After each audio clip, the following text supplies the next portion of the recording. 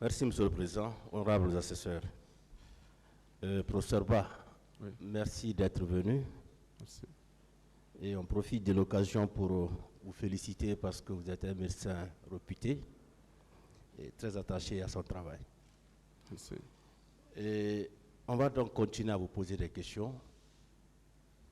Parmi les militaires qui étaient venus déposer les corps au niveau des différentes morgues, est-ce que vous avez pu identifier certains d'entre eux? Non. Je connaissais seulement les médecins. Parce que les médecins, bon, vous savez, on se connaît tous. Les militaires, non. Je ne les connaissais pas. Et les médecins faisaient partie de ces gens qui étaient venus déposer ces corps? Oui, les médecins étaient avec moi. C'est-à-dire, en fait, quand je suis arrivé à la morgue, j'ai trouvé les médecins déjà en place. Donc, ils étaient là, en tenue militaire. En fait, c'est eux qui étaient mes interlocuteurs. Voilà. Donc, quand, par exemple, je voulais faire passer un message pour dire à un militaire, non, tu ne prends pas le corps comme ça, il faut le descendre. Ils obéissaient beaucoup plus à leur hiérarchie militaire qu'à moi. Donc, voilà, c'est comme ça que ça s'est passé. Donc, on a travaillé ensemble. Mais je ne connaissais pas les militaires. D'accord. Et est-ce que vous pouvez nous dire le type ou les types d'armes à feu qui avaient été utilisés?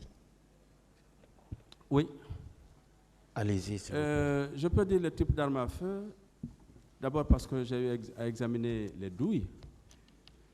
Les douilles de cette arme, ce sont des douilles qui ont une tête pointue. Et j'ai regardé dans la littérature, c'est des douilles de calibre 7 mm, donc tirées par des armes qu'on appelle du type Andrei Kalachnikov. Donc ce sont des armes de guerre, c'est évident. Et donc à travers même les orifices d'entrée qu'on a pu observer, et ça montre un peu aussi la caractéristique de ces armes. Vous savez, c'est des armes, comme j'ai décrit, qui ont un bout pointu et qui, lorsque le tireur appuie sur la détente, il y a une percussion au niveau de la cartouche. Et cette percussion de la cartouche va entraîner une combustion de la poudre qui est à l'intérieur et projeter les plombs ou le projectile en dehors du canon, qui dans la théorie fait une vitesse de plus de 1000 mètres par seconde. Et dans sa trajectoire, ce projectile, dans son mouvement de rotation, donc récolte tout ce qui est au niveau de la face antérieure du canon, donc qui sont des débris, des déchets, et qui viennent sur la zone de contact, qui est la zone d'impact, non seulement laisser les traces de brûlure, ce qui nous permet de reconnaître l'orifice d'entrée, qui est la collerette érosive, mais ce qu'on appelle la collerette d'essuyage, qui sont les déchets que cette arme a eu à envoyer au niveau de la zone d'impact, qui est la collerette d'essuyage. Donc ce sont des armes de guerre, je confirme, de type Andrei Kalachnikov. Donc toute la théorie montre que c'est des armes théoriquement, je les appelais 22, calibre 22, mais j'ai vu sur la théorie que c'est des 7 mm. D'accord. Bon. Et vous dites également qu'aucune réquisition à médecin ne vous a été adressée? Aucune. Même par la commission d'enquête qui avait été mise en place? La commission d'enquête?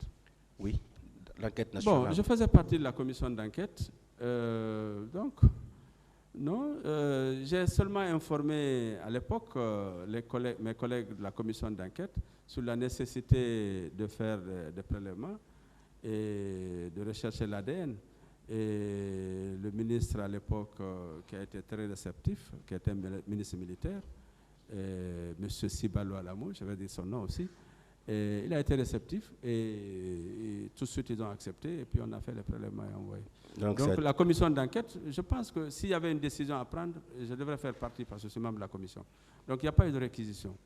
Je m'attendais beaucoup plus à une réquisition du procureur, pour être honnête. Voilà. Donc ça a été fait de façon spontanée?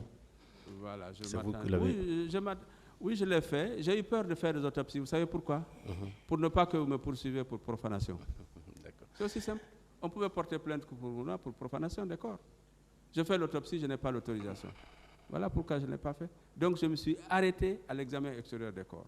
Et la personne ne pouvait me poursuivre. Et même pour l'exhumation des corps, il n'y a pas eu de réquisition? C'est vrai. C'est vrai. Il n'y a pas de réquisition? Non, il n'y a pas eu de réquisition. Ça a été décidé au sein de la commission? Ça a été décidé au sein de la commission d'enquête et entérimé par le gouvernement parce que le ministre de la Justice était membre du gouvernement. Ceux qui ont pris les frais pour envoyer les corps, les prélèvements à Paris. D'accord. Et le jour de la restitution des corps à l'esplanade de la mosquée Faisal, vous dites qu'il y avait un ministre qui était là? Oui, le ministre Sano. C'était quel Koutoubou ministre? Sano, oui. Monsieur Koutoubou Sano, oui. C'était le seul ministre qui était présent ce jour? Bon, j'ai oublié. Ou bien il y avait d'autres membres du gouvernement? C'est lui parce que c'était lui le président de la commission d'enquête et la commission de restitution. Les autres, j'avoue sincèrement, j'ai oublié. Colonel Gabi était là? Je crois, probablement. J'ai oublié, honnêtement. D'accord. Et on va surtout insister, professeur, sur la militarisation des morgues. Là? La militarisation, la présence des militaires au niveau des morgues. Okay. Parce que il y a eu des victimes qui sont passées ici, des victimes médecins même, qui ont confirmé qu'effectivement, pendant des jours, des militaires étaient au niveau des différentes morgues. Oui. Et combien de jours ces militaires sont restés au niveau de ces morgues? Durant tout le séjour des corps. Vous pouvez faire une estimation, professeur? Honnêtement, j'ai oublié. Ça fait une semaine. Je ne sais pas la durée de séjour des corps dans les différentes morgues avant l'enterrement, avant l'exposition. J'ai oublié. Mais durant tout le séjour. Mais il faut dire les premiers jours, les militaires n'y étaient pas. Hein.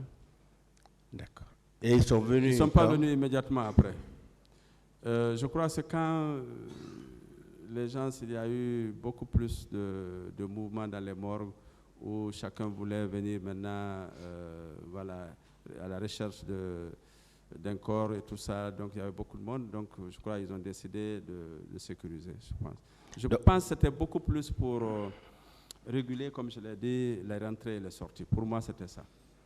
Voilà, parce qu'il nous a été dit qu'effectivement des corps ont été enlevés nuitamment par les bérets rouges. Et là, on a des éléments, hein, même au dossier. Okay. Effectivement, des corps ont été enlevés nuitamment au niveau des deux morgues pour une destination inconnue. Ah. Mais puisque vous dites que vous n'allez pas trop vous appesantir sur cette question, ça demeure quand même une évidence. Et aussi, docteur, Général Valentin Haba est passé ici. Il dit qu'au niveau du camp Samori Touré, 2 camions étaient venus dans lesquels il y avait 54 corps. Et ces 54 corps ont été mis à la disposition du colonel Gabi sur instruction du général Toto. Est-ce que vous avez appris quelque chose par rapport à cela? Non. Donc ces 54 corps-là n'étaient pas arrivés au niveau des 2 morgues? Non. Merci bien. Et dans le cadre de la gestion de cette affaire, est-ce que vous avez eu la chance de rencontrer la dame du CICR, la responsable du CICR qui était là à cette époque? Non, en fait, on m'a toujours parlé d'elle, mais je ne l'ai pas rencontrée. Je crois que je travaille beaucoup plus avec le représentant de la Croix-Rouge. D'accord. J'ai oublié son nom, mais CICR, peut-être, on s'est rencontrés, mais je n'ai pas souvenance. Et même si on s'est rencontrés, on n'a pas discuté de quelque chose de particulier. D'accord.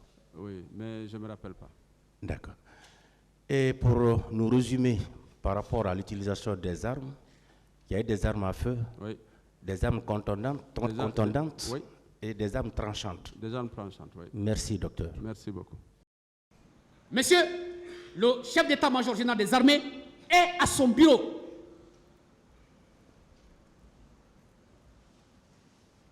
Il dit qu'on lui a parlé de 157 corps. Je lui ai demandé, mais qui est allé vous dire dans votre bureau que c'est 157 corps qui se trouvent dans les camions? Il a dit non, maître, qui ne répond pas à cette question. C'est noté. Qui ne répond pas à cette question. J'ai dit, mais comment alors, monsieur le chef d'état-major général des armées, est-ce que vous avez appelé le ministre de la Santé? Il m'a répondu ici publiquement, non, maître, je ne l'ai pas appelé. S'il n'a pas appelé le ministre de la Santé, c'est qu'il n'a pas non plus appelé monsieur le Président, il n'a pas non plus appelé le ministre de la Défense. Alors, je lui ai posé la question de savoir, j'ai dit, mais nous, c'est qu'on sait, le chiffre officiel qui a été dégagé par les services compétents, c'est 58 corps. Je lui ai demandé la différence. Et je lui ai posé la question de savoir, monsieur le chef d'état-major, vous qui donnez l'ordre à votre commandant de train de sortir 4 camions, les camions sortent avec ses chauffeurs, ils reviennent avec les corps. Vous êtes au bureau, vous n'appelez pas le ministre de la Santé, vous n'appelez pas non plus une autre autorité compétente. Ces corps, on ne les voit pas. On va demander qui? À qui on peut tendre la main pour récupérer ces corps ou savoir où est-ce que ces corps ont été orientés.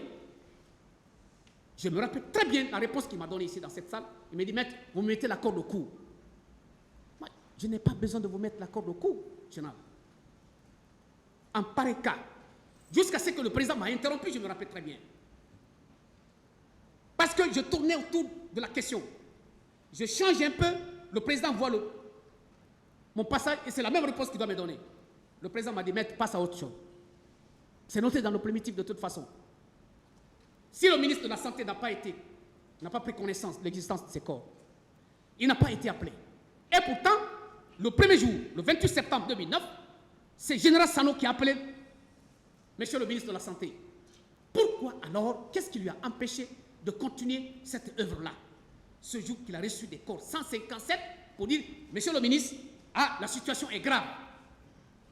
J'ai reçu 157 corps au camp. Venez. À son tour, il allait automatiquement saisir de qui le droit?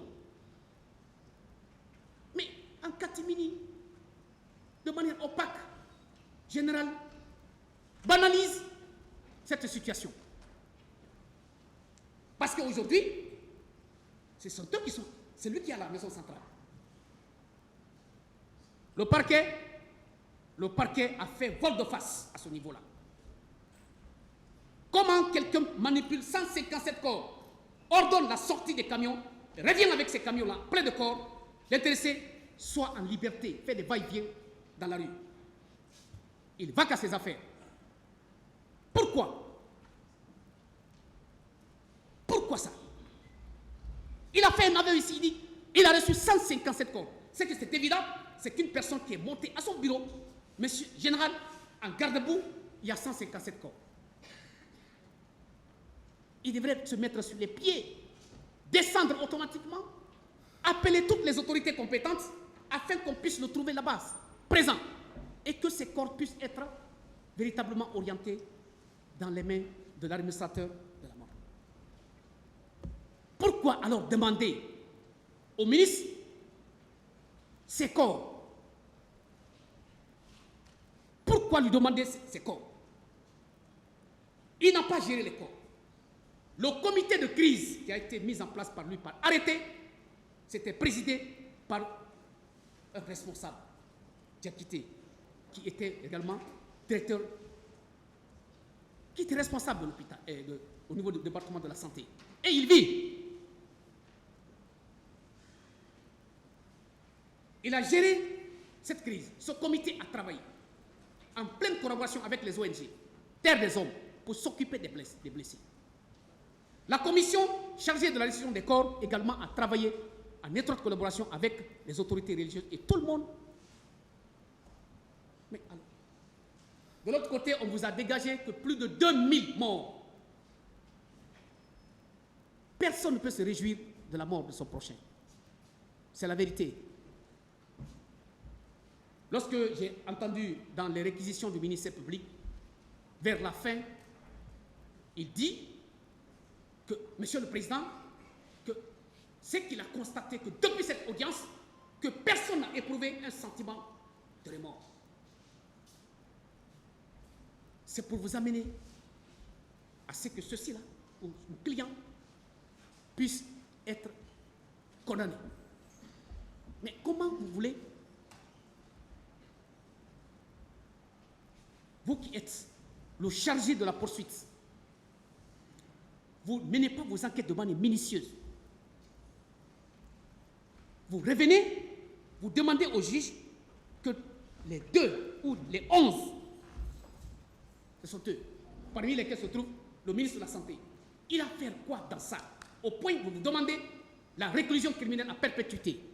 Si dans le code pénal ancien, c'était ça qui était applicable, ils allaient demander la peine de mort. À l'époque, c'était l'article 14. Tout condamné à mort sera fusillé. Le code pénal. Avec des réformes, 2016, 26 octobre 2016, on a supprimé ça pour mettre la réclusion criminelle à perpétuité, Monsieur le Président. De toute façon, c'est une grave peine privative de liberté. Dans la réforme judiciaire guinéenne, on a substitué la peine corporelle, qui est la peine de mort, à la peine privative de liberté excessive. Monsieur le Président, soyez très prudents. Soyez très prudents. Ce pays,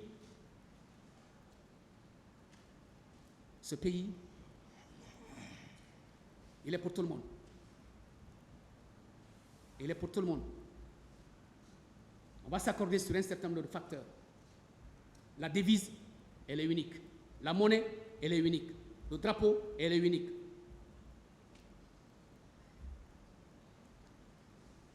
L'armée, c'est une seule. Faisons attention. Il faut éviter de condamner un innocent. Il faut éviter de condamner un innocent.